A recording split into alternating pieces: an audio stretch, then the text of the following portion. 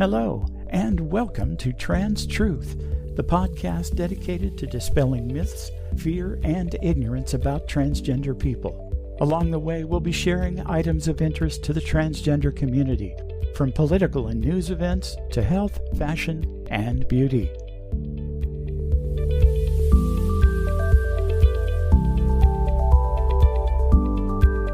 And now, let's have a look at some news items that should be of interest to our listeners.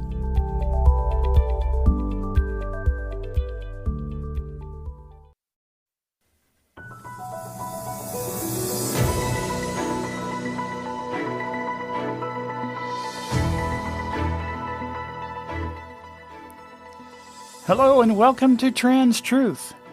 We have got a lot of news to cover today, so let us dive right in.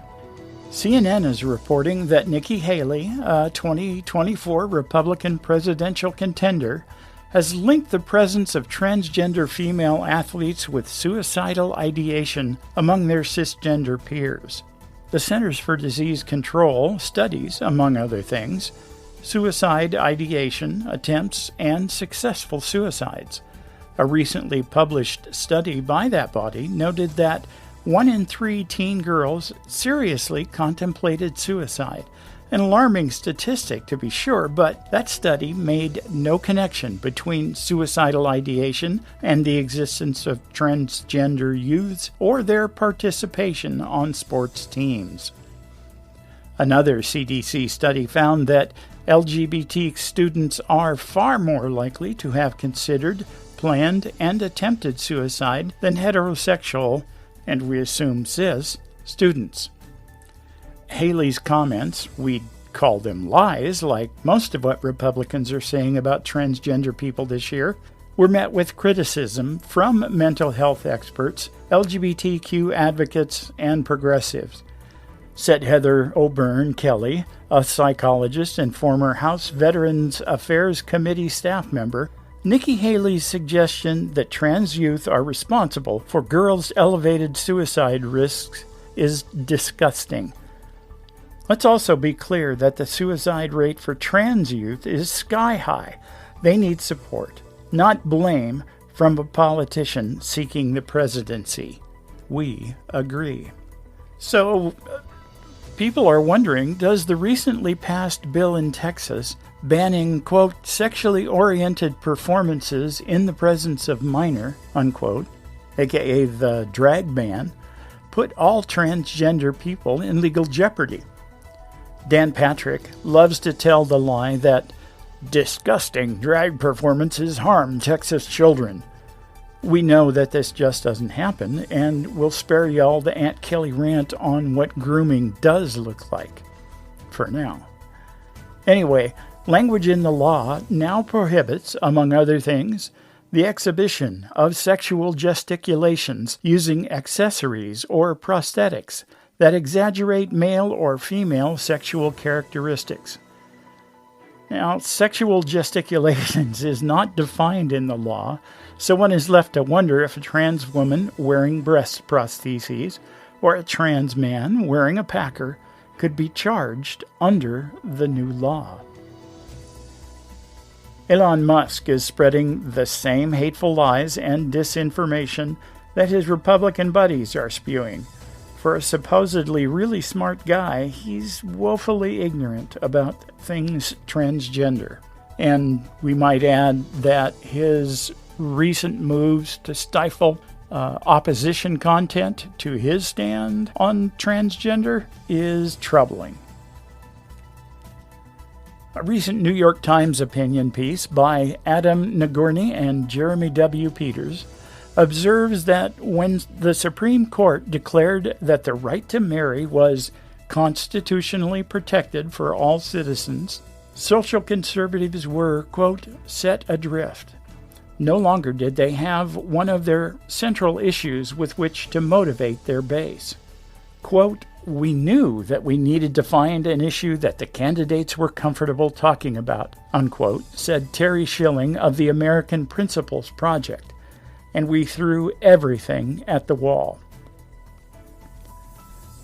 The one that stuck was the idea that they could attack the growing acceptance of transgender people, especially when it comes to minors. The idea started with a handful of Republican lawmakers addressing transgender athletes. Then a few influential GOP governors jumped on board. The movement, now running at full speed, was the result of careful planning by national conservative organizations with the aim of creating yet another wedge issue, this time fanning the flames of fear around a rise in the number of young people identifying as trans. Alas, recent polling shows that most Americans are less likely to support transgender rights than the same-sex marriage or abortion rights. To their credit, the radical right may have caught lightning in a bottle. Never mind the disastrous impact these laws are already having on transgender citizens. Never mind the fact that even as they are stripping away parents' rights to seek appropriate health care for their children, the GOP lawmakers are crowing all about parents' rights. The authors of the column note the similarity between this movement and the Save Our Children campaign championed by Anita Bryant in 1977. Damn, I feel old. Anyway, we'll say it again. These campaigns have been carefully conceived, planned, and executed to engage fearful and ignorant voters. Virtually every expert in the field of transgender care will tell you that these laws will cause far more harm than good. They will cost lives. Clearly, it was never about protecting children. First, they came for the children, and I did not speak out because I was not a child. Apologies to the late Pastor Martin Niemöller, who penned that well-known First They Came for the Socialist confessional in 1946. But after doing my research and preparing our last episode, Propaganda Then and Now, I can't help but see the same kind of progressing erosion of our rights that most Germans realized only too late was happening to their society in pre-war Germany. By the way, there's a link to an article on Pastor Niemöller's confessional in the notes for this episode. In a recent story distributed by the Associated Press, link in the episode notes, of course, Hannah Schoenbaum points out that the product of the debate around Florida's war on transgender children, a law that bans evidence-based gender-affirming care for minors, will also make it difficult, if not impossible, for transgender adults to get gender-affirming care, hormone therapy in particular. Some clinics have stopped providing gender-affirming care altogether, and it turns out that the law also requires adults seeking such care to sign an informed consent form and requires a physician to oversee any health care related to transition and for patients to see that doctor in person. Patients whose primary caregiver was a physician's assistant or nurse practitioner are just SOL in Florida, at least for now. While not a direct corollary to something we noted in our last episode, the March 31, 1933 decree by the Berlin Commissioner of Health stating that Jewish doctors would no longer receive compensation from the City Health Insurance Institute for any treatment they provide is chillingly similar to the new Florida law, in that it seeks to cut off health care to a targeted group of patients. Again, I'm not saying that anyone is talking about ovens, gas chambers, or the final solution yet, but neither was anyone in 1933 Germany. And finally, this just in, as we prepared to record this episode, the Associated Press is reporting that a federal judge has temporarily blocked portions of Florida's recently passed law that would ban minors from receiving gender-affirming health care. Judge Robert Hinkle issued a preliminary injunction saying 3 transgender children can continue receiving treatment, noting that, quote, gender identity is real, and the state has no rational basis for denying patients treatment, unquote. No rational basis. Finally, it looks like someone has been listening to the smart people. Rest assured that Trans Truth will be following closely this case as it works its way through the courts. We'll be right back after this brief message from our sponsors. My brother-in-law died suddenly, and now my sister and her kids have to sell their home. That's why I told my husband we could not put off getting life insurance any longer. An agent offered us a 10-year, $500,000 policy for nearly $50 a month. Then we called SelectQuote. SelectQuote found us identical coverage for only $19 a month, a savings of $369 a year. Whether you need a $500,000 policy or a $5 million policy, SelectQuote could save you more than 50% on term life insurance. For your free quote, go to SelectQuote.com. SelectQuote.com. That's SelectQuote.com. SelectQuote. We shop. You save. Full details on example policies at SelectQuote.com/commercials. Bueno, nos vamos. Aquí tiene su cuenta. Espere, ¿$10,000? Así es, las cervezas, hamburguesas, alitas, postre, la multa por conducir borracho a casa, licencia suspendida, días de cárcel, días de trabajo perdidos. Ya sabe, todo lo que involucra obtener un DUI. Bueno, y lo que quiera dejar de propina. No pagues el precio de tomar y manejar. Te puede salir caro. Maneja tomado y serás arrestado. Un mensaje de NHTSA.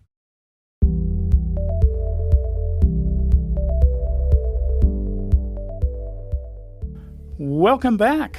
I am one of your hosts, Kelly Nelson, she, hers, and I am joined as always by... I'm Jeri Ann, she, hers. And we are going to be talking about something new to me, well, at least that it has a name, and that is trans broken arm syndrome. Have you ever heard of that, Jeri Ann? I have not. Yeah, it was a new one on me too. But it actually is a real thing. It's just that the clinicians and academicians in the UK have given it a name and are actually studying the problems. Basically, what they're saying is that trans broken arm syndrome refers to the fact that lots of doctors will turn every medical problem trans people have into something related to our gender identity.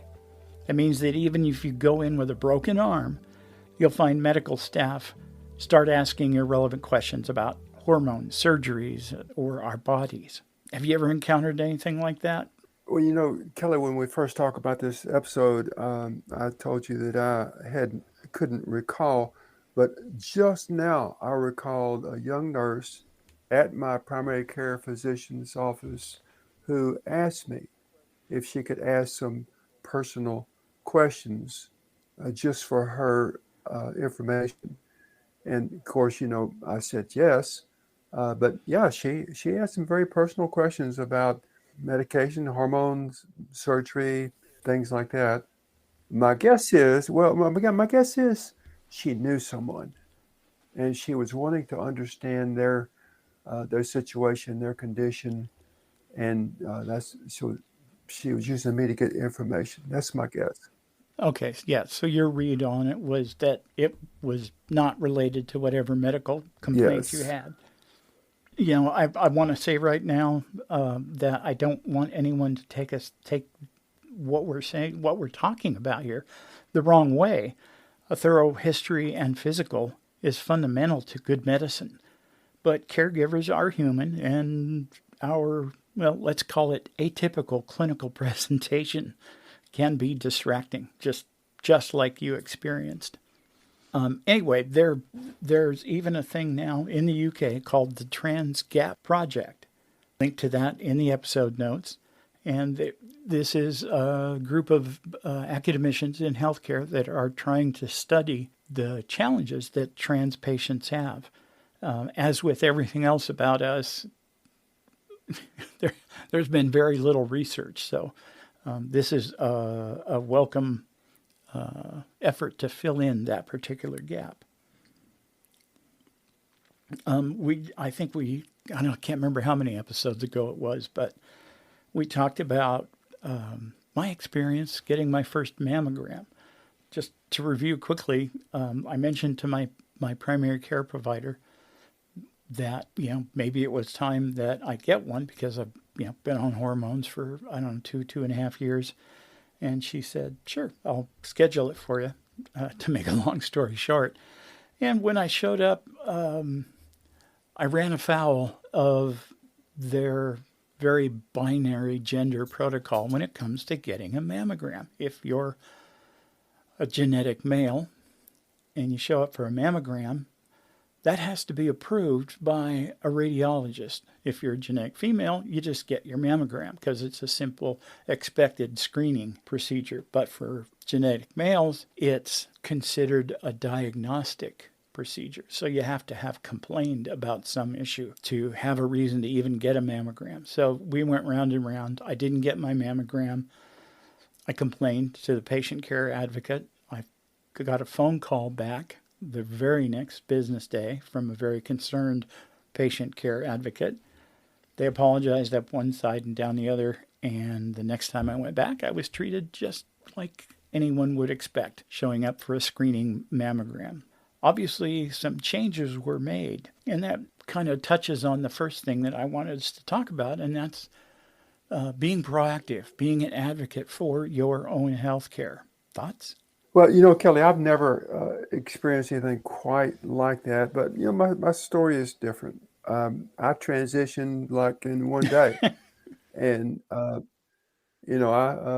stepped out of one life into another and then set about, checking all the boxes, taking care of this procedure, that procedure, and this, this detail and the legal things and all that kind of stuff. But you're talking about social transition. Social transition, yes. Yeah, I was going to say I want some of that medicine if you did it all in one day. Well, I stopped living as the person I wasn't, and began living as the person I was, all in one day. I didn't test the waters or anything like that. It just was all at one time. So my point is, I sought out specialists in the field, and so my experience is a little different than that. Now, let me be fair. I have been to providers for non-trans medical care, eye care, routine illness maybe, and I've gone to a new provider, and the girls up front acted extremely weird. I probably weirded them out because they had never dealt with a trans person before. But as far as hitting the wall where there's no protocol, no, I can't say that I have. Yeah. It's. I mean, I again, going back to my discussion with my PCP about a mammogram. When I first mentioned that, she knew I was trans, but when I first mentioned that, she just responded with that deer in the headlights look. And then finally her face breaks and she says, "Yeah, I guess so." I was her first trans patient. She's young, very early on in her practice, I get the impression.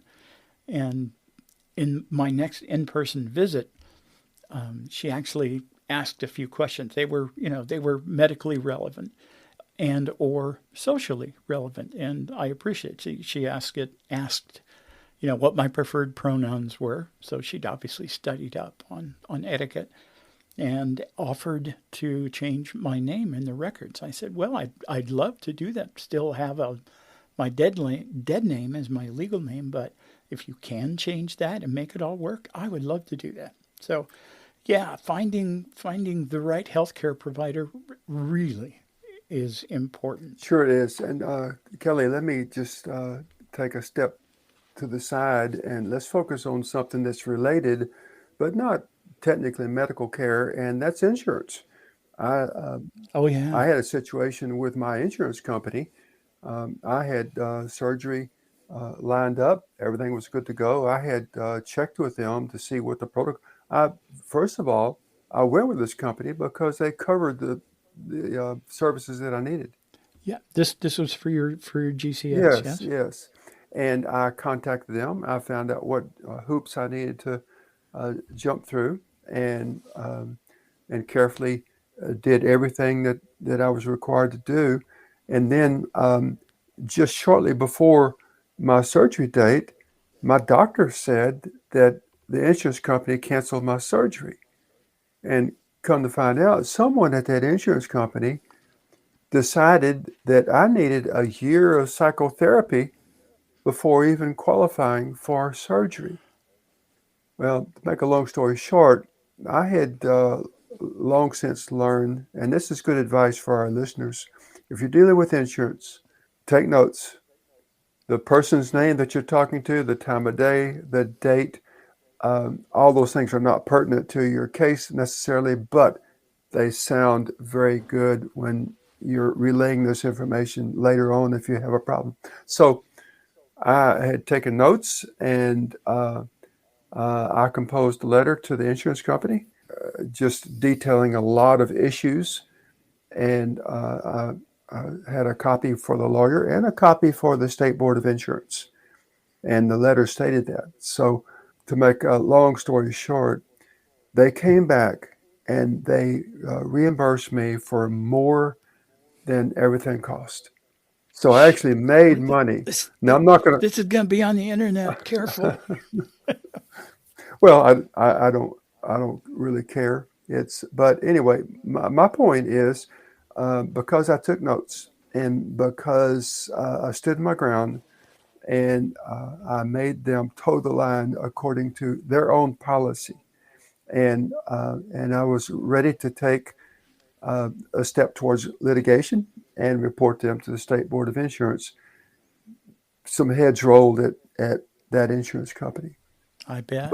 But you can get results, but you have to know what you're talking about. But when you state in a letter that so-and-so said such and such at a certain time on a certain day, it sounds like you know what you're talking about. Yes, absolutely. And when there's an inquiry on the other end, they're going to say, let me think. They're going to sound stupid. So they decide. Sage advice, ladies. Pay attention. Take notes. Dates, times, who said what they said. Exactly. Okay. Thanks for letting me step up on that little soapbox. Well, you got to be careful. You're triggering me. The only thing that I can't decide which pisses me off more. Insurance companies thinking that they have a right to dictate what is appropriate medical care and what isn't, or state legislatures thinking they have the right to dictate what medical care. So you're flirting with disaster and threatening to trigger an Aunt Kelly rant because you don't know the power of the dark side. Okay, what were you going to say? Most likely, every health insurance company has written in their policy that they are not health providers. They cover health coverage, or they cover health services. And it is not their job to diagnose. And here I had the insurance company or someone at that insurance company diagnosing me. So if an insurance company steps over that line from deciding what services they're going to pay for and into diagnosing you, then they have crossed the line. If you check their policy, I bet you every health insurance company has it written that they are not to diagnose. Yeah, and they laughed when they wrote that in there. I bet. Let's see. We got ahead of ourselves, but it's a very good tip. Find healthcare providers who are up to speed, if at all possible. So let's continue talking about that. That's not always possible, is it? No, it's not, Kelly. I come from an area of the country where there are no services for trans people, none whatsoever. I could not find a therapist anywhere in the area. To my knowledge, there was not a healthcare provider to go to, and besides that, I didn't trust them. I was I was renowned in the area. I had acclaim, hundreds of friends, thousands of acquaintances. I was a public figure, and I couldn't trust going into an office or going to a pharmacy. I just couldn't do it. And so for decades, I lived with my secret and self-medicated. I mean, if you want something, you can get it. I don't recommend it until I transitioned. When I decided to transition, I sought out a primary care physician who dealt with only trans people. I had to drive 2 hours for every appointment, but I got a legit prescription and got it filled at a safe pharmacy.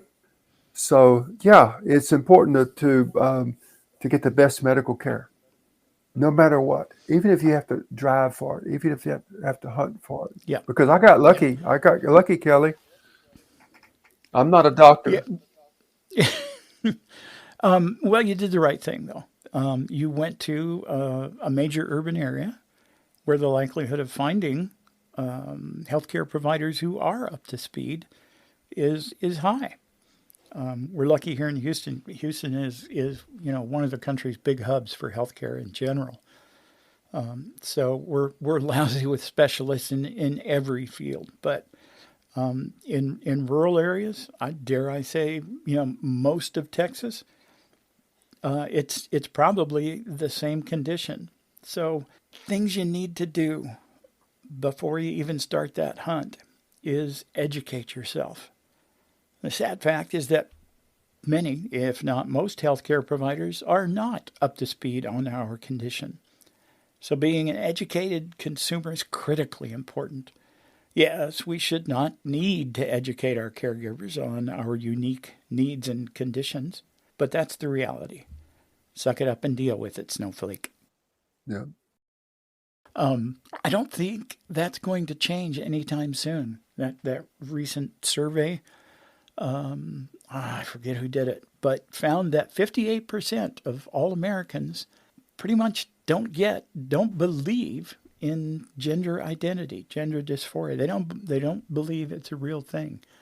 So, we're fighting an uphill battle to change that. And not just with, the great unwashed, but even with the professions, the medical profession. Well, didn't you change primary care physicians in the last year or so? I did, but not for any reasons related to gender care. I see. I'm toying with that idea because I pay out of pocket for my endocrinology care. Not the prescriptions, but the visits with the care provider. Thinking of rolling that all into one PCP, but I'm so happy with the one I have. I don't want to give her up. Anyway, some other pointers. If you are not out, you should nevertheless be forthcoming about your condition, signs, symptoms, etc. A lot of people are understandably reluctant to share trans-related details with a caregiver who we may think doesn't need to know about those things. But for trans patients, failing to be completely open and honest with your healthcare providers is potentially dangerous. Medication interactions are the obvious consideration, but it kind of flies in the face of what we said at the open about care providers wanting to know things about our condition that aren't relevant. So, again, you got to be an educated consumer. Understand your therapies that you're on, and as much as possible, how they might interact with any other medical condition you might have when you show up at your healthcare provider. Yeah, I'm trying to, that makes complete sense. But I'm trying to apply that to my situation, and it would have been so hard.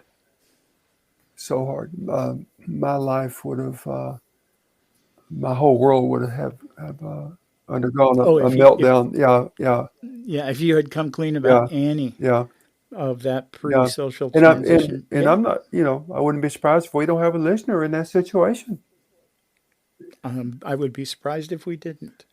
And that just speaks again to the problem And that we face with acceptance and understanding. yeah, and the shame of it all is it's not a choice. I was born this way. My earliest recollection, it sucks to be transgender. I wouldn't wish it on an enemy.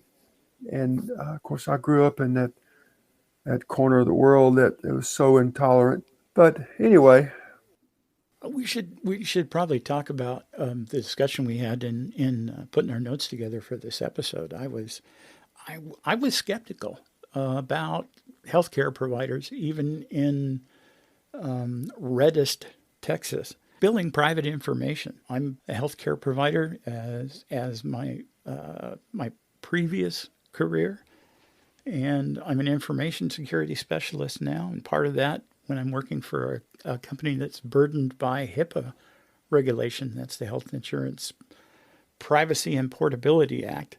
Their privacy regulations are very strict, and I think it's up to $25,000 per incidence for breaching the privacy of a patient.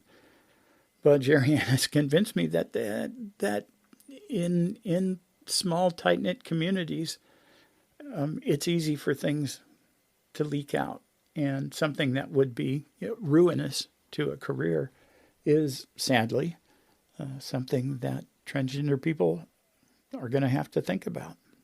well, even if HIPAA is going to rein in all healthcare providers, and your secret is safe, there is a very real fear of what would happen if your secret was out. And trans people, whether you like it or not, they have to deal with that fear. And it may not be real, but it's real to them. And Good point. and I tell you what, we all live in our own reality, and you can have all the educated input that you can find, but you're still going to have your own reality that deals with your own fears. So I've got a couple more notes here on healthcare issues for trans people, but before we dive into that, have you got anything you want to bring up? My goodness, we've already brought out more than I expected to. Well, let's keep that in mind, keep thinking about it, and let's talk about hormone replacement therapy. Okay. Seems like whenever trans babies, that's the affectionate term we use for people that have newly come to the realization that they are trans and want to seek some kind of gender affirming care, that's almost always where they start. I know I've got some advice. You got any advice you want to give to somebody who's thinking about pursuing that? Well, it's you need to be serious about it, and it's not something to be toyed with. It's not something to experiment with.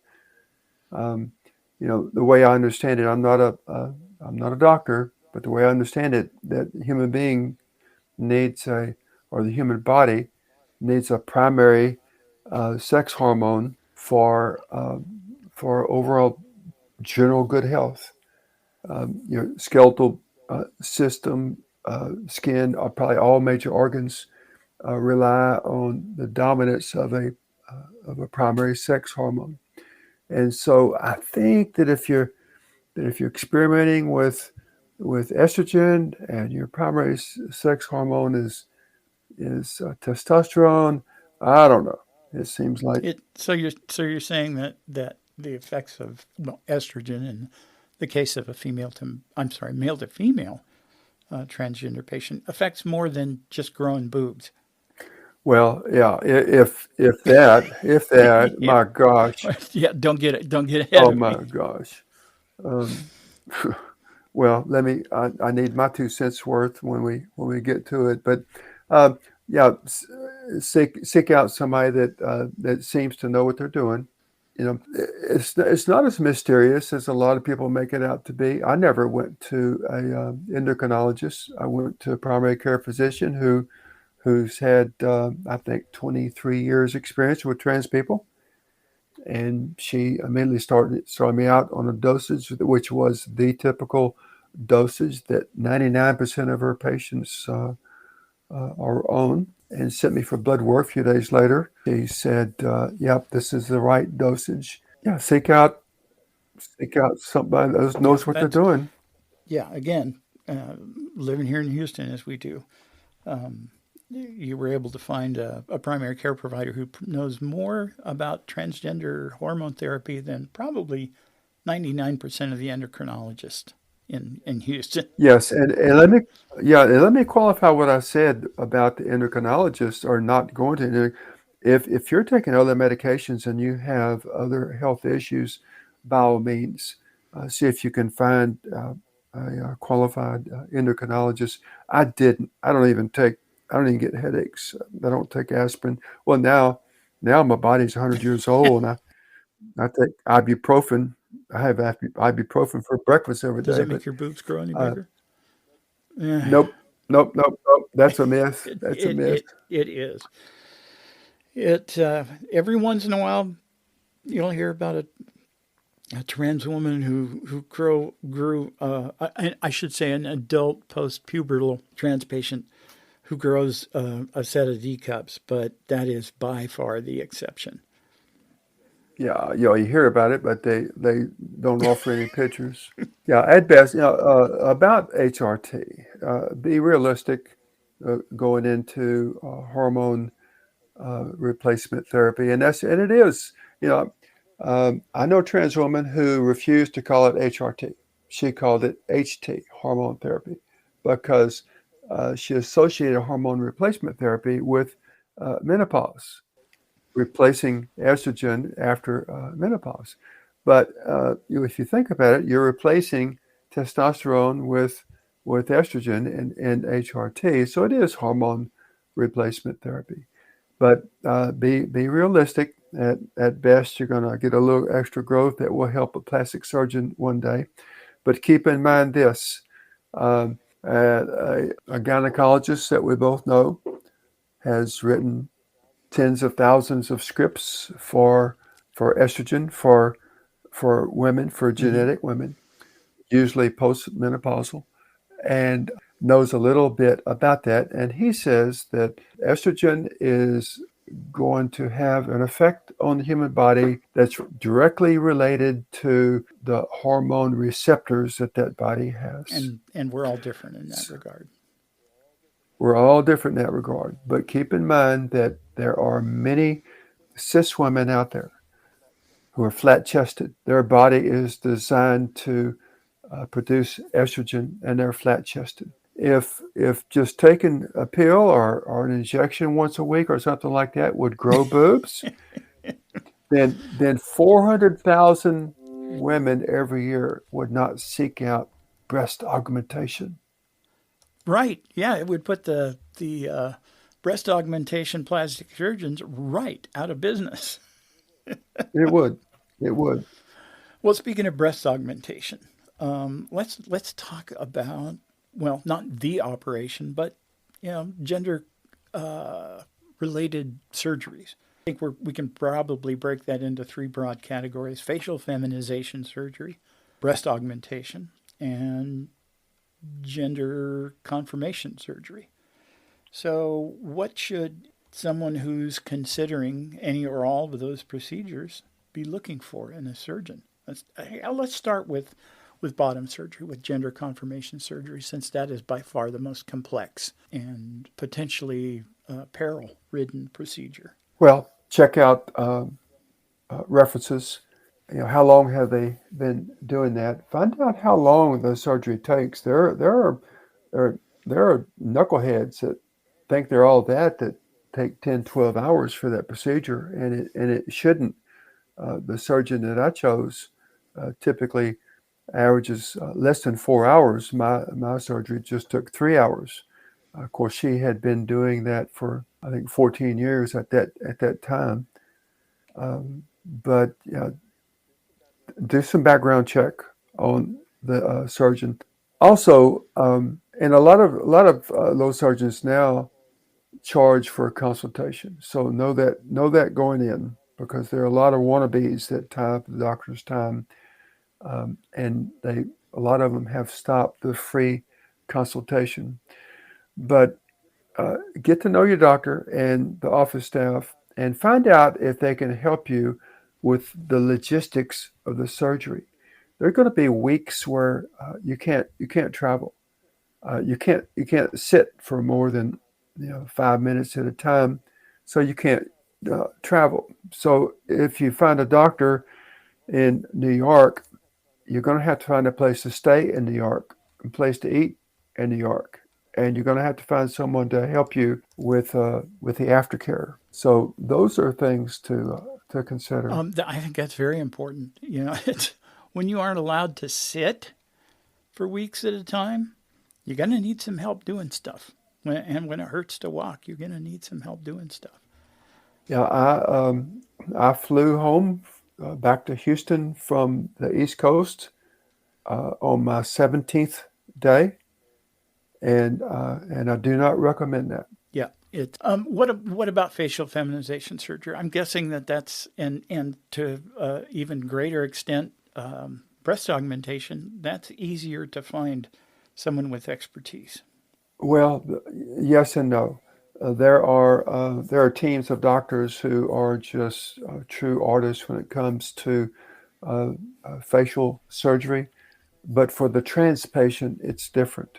There's bone structure to deal with and stuff like that. It's more than nip and tuck and little fat injection. So you want a surgeon. You want a surgeon that has experience with transgender patients. Now, let me go back to the gender confirmation surgery. Even though we live in Houston, that is undoubtedly the world's largest medical center, I don't think there's a qualified surgeon that does gender confirmation surgery. There are one or two in the area, but they are not recommended at all. So I just wanted to throw that out there. We both know someone who had a bad experience with one of those surgeons in the area. I know two people that had bad experience, and but the facial surgery, you want someone with experience because there's some unique issues with that. Now, let's see. I had a thought a minute ago. And there's nothing wrong with shopping around. There are qualified people. In fact, there are teams. My surgery was not even in this country, but there was a team of surgeons. There were 4 surgeons that operate on me. In fact, I did breast augmentation and facial all at one time. It only took 10 hours. I remember that too. But boy, you had terrific care. Yeah. Yeah, I did. Let's talk about one more thing that seems to be skipped over a lot, and that's permanent hair removal, specifically facial hair. Jeri Ann has a favorite saying when people ask about what method should I use. Yeah, the only approved method for permanent hair removal is electrolysis. You can read all you want on the internet and an advertisement, but the USDA has only approved one method for permanent hair removal, and it's costly. I think it's the FDA. What did I say? USDA. USDA. We're not talking about steaks. Well, I haven't really had supper yet, so there you go. Anyway, the point is other methods will work, maybe temporarily, but there's only one method that is FDA approved for removing facial hair, and that's electrolysis. And that is a long and expensive process. And painful. And painful.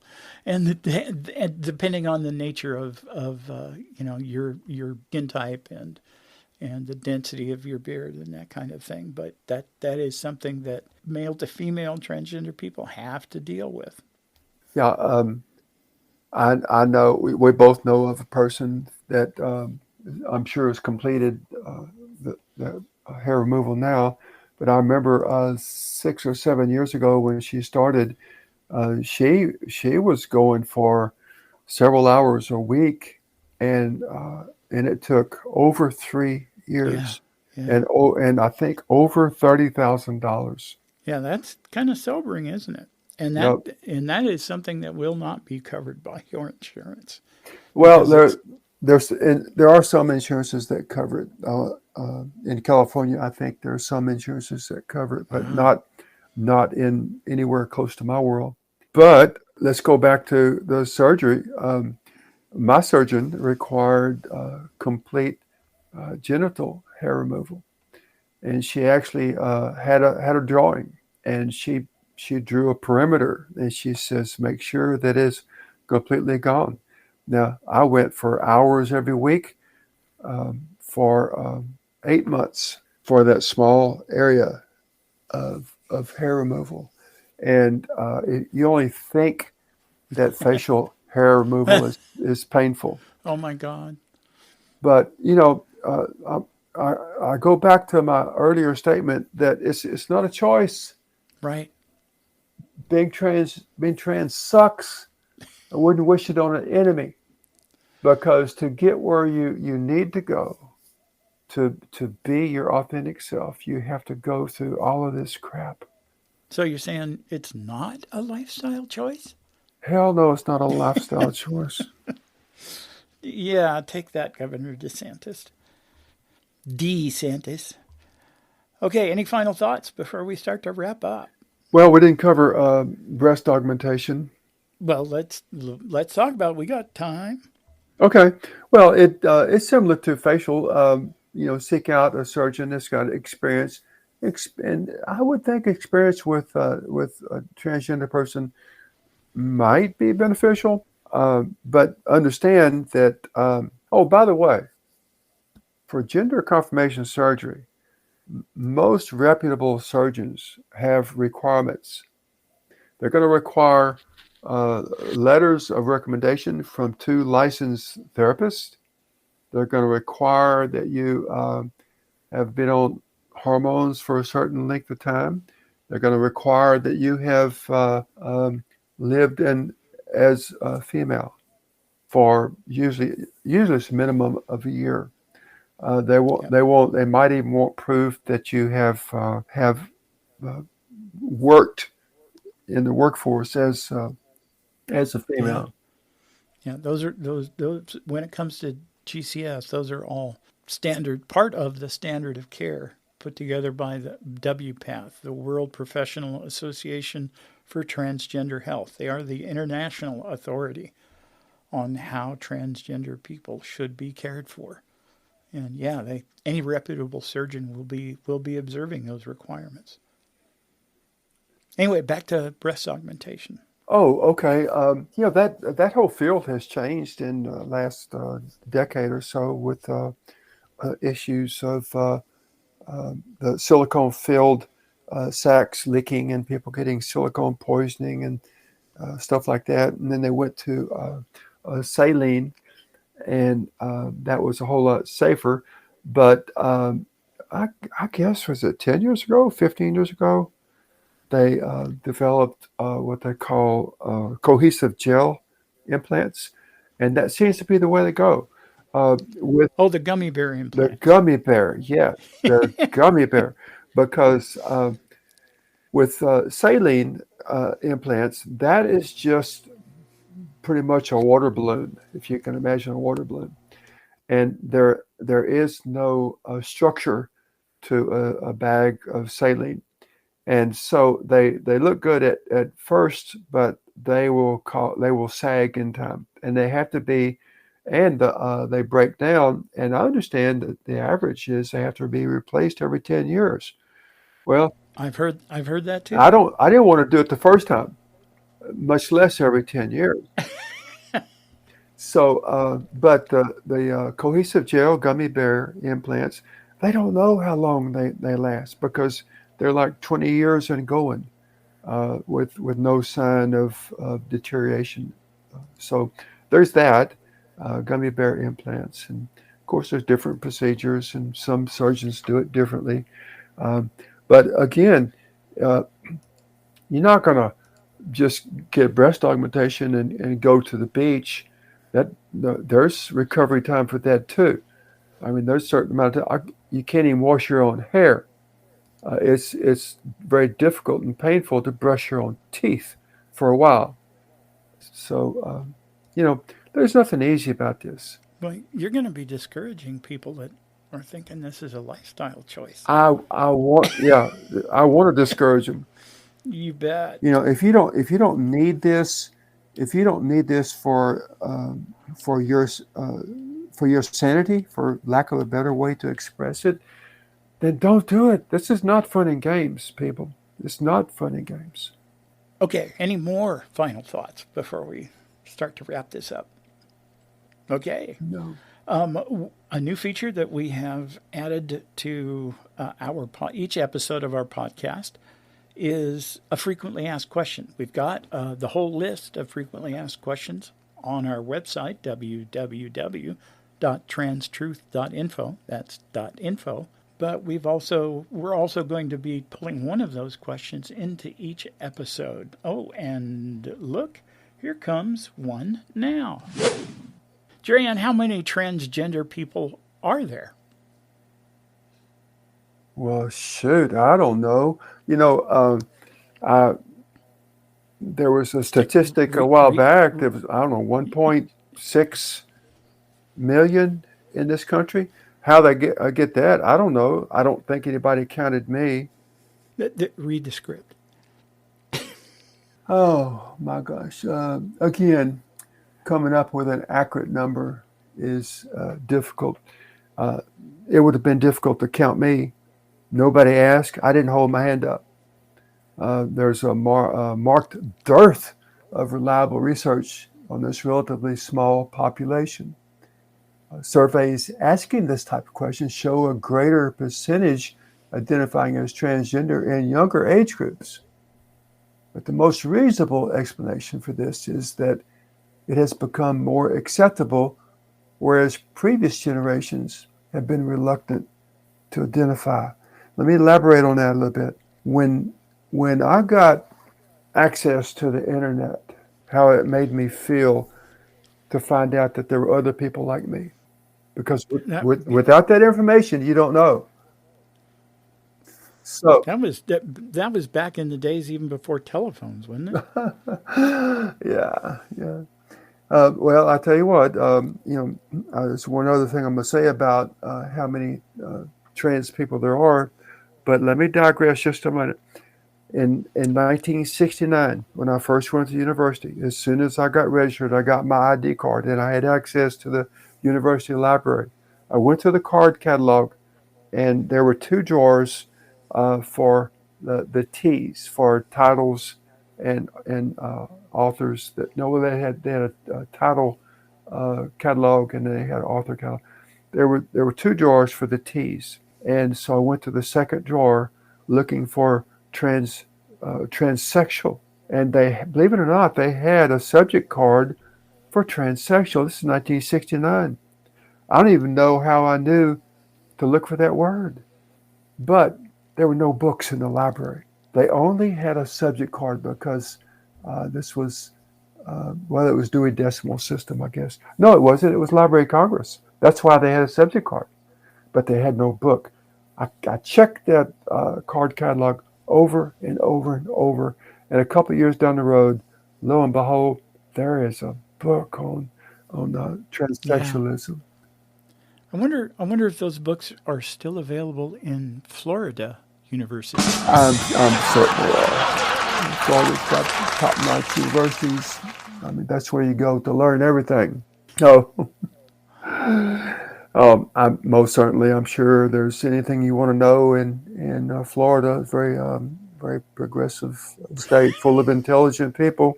Yeah, right. Okay. Okay. All right. Now, but back to the number of trans people. Studies put the percentage in the U.S. at between 0.45 and 2%. Now, I have heard 1.6%, but how that source got that number is beyond me, because like I said, I don't think they counted me.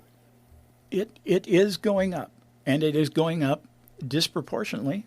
The younger the group being studied is. And that's probably the single most influential thing that feeds into the GOP's campaign to exploit fear and ignorance.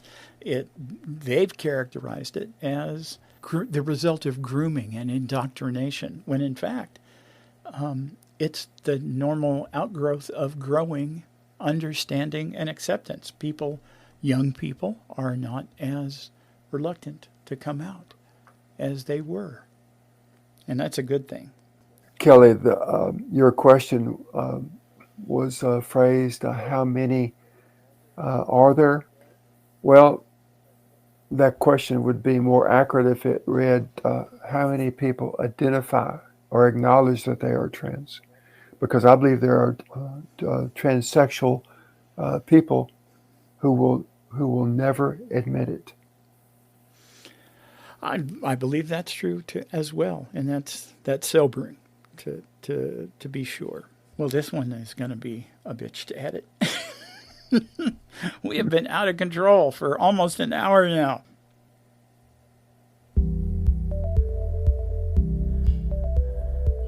You have been listening to Trans Truth, the podcast that speaks the truth about what it means to be transgender. We hope that you have found this episode to be informative and enlightening. Whether you are transgender yourself, if you have a friend or loved one who is transgender, or especially if you are looking to understand more about the transgender experience. If you have any questions or comments, please feel free to reach out to us at www.transtruth.info. That's .info. This podcast is copyright 2023 Trans Truth.